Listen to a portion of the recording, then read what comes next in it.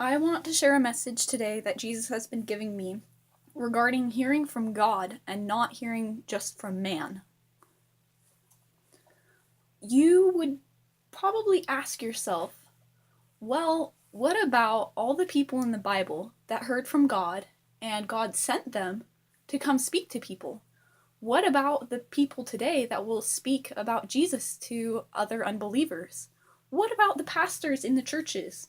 What about those street preachers? What about anyone who's speaking what you think is the truth?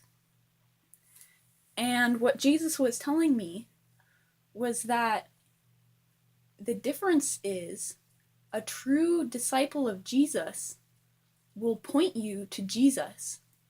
They won't ever point you to come back to themselves for your salvation. They'll tell you the only place you can get salvation is by going to Jesus on your knees in prayer. It is very true that Jesus uses a lot of people to warn other people. He uses his children to give you a message, but it is up to you to accept that message and to take it to Jesus on your knees and ask him, is this the truth? He calls everyone who wants to be his child to discern between truth and error. Are you listening to pastors who point you back to their church? Are you listening to your family members around you that will be pointing you to other things than Jesus? Are you listening to your friends that'll tell you things that you need to do to be right with God?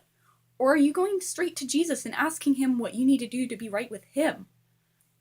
If you want to be right with Jesus and have salvation, you have to work it out with him in fear and in trembling. And this message is a warning to you to get right with Jesus before you're forever too late. To accept the message that Jesus sends you, whether it's through other people or whether it's straight from him. If he's speaking to you, go straight to him and listen to him. Don't keep going back to men. Go to Jesus.